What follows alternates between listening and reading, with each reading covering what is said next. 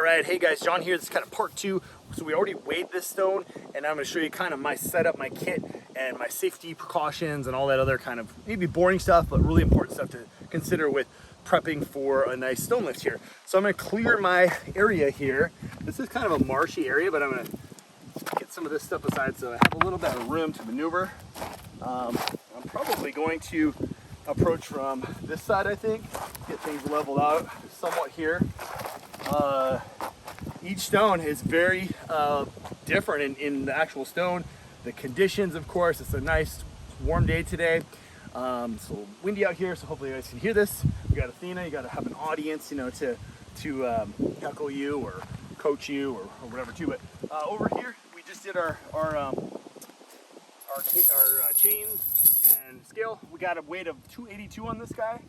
I'm gonna put my towel underneath here. I have my chalk and probably going to put on a long sleeve shirt. Usually I will lift these days in a long sleeve shirt just because of all around, don't want to completely beat up my arms.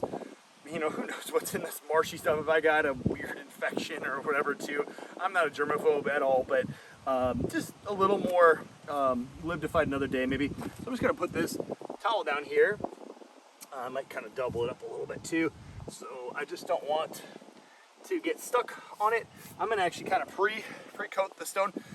Biggest thing to remember is natural stones. This is not a historic stone yet, so I could kind of do whatever the heck I want with it, right? I could drop it on the ground from up high, or I could put tacky on it or whatever, but I just don't believe in putting any tacky. I'm gonna just cover my arms a little bit in some chalk.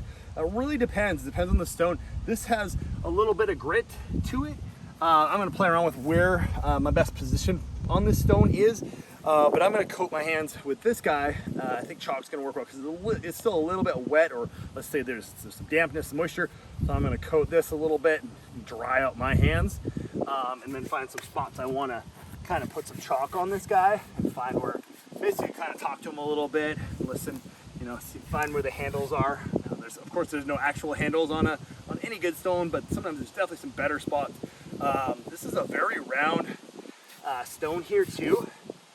So let's see how this goes, and I'm just gonna find where I want to consider lift them. I did already, you know, cheat a little bit and did a pre-test of where I think I want to lift them.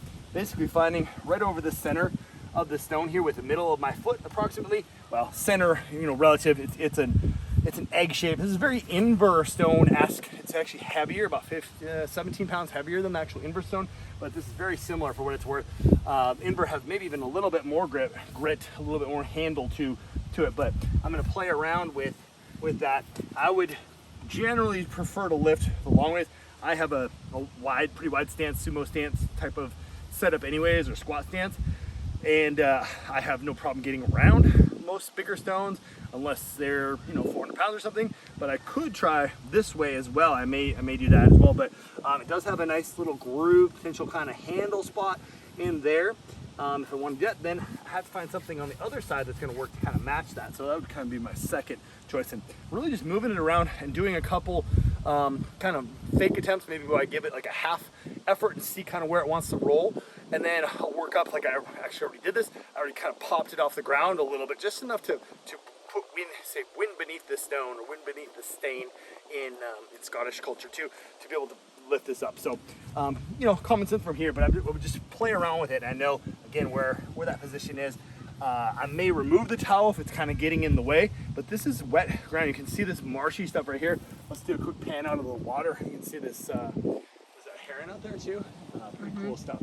You know, it's great to lift at beautiful sites. And again, this is Rooster Rock State Park, so I'll pin this one in so people can follow this and check this one out. This is a beautiful, very egg-shaped, very cool natural stone. You see the rest of this stuff over here, it looks nothing like it. So it's a pretty decent dense stone, and in the last video here I will share will be me lifting it. So stay tuned for that one as well. So hope that helps, guys. Let me know if you have questions or anything else. Please leave comments, questions, share this stuff so I can keep making it and know what you guys want to hear more about as well. So really helpful to keep things going for us. So thanks, guys.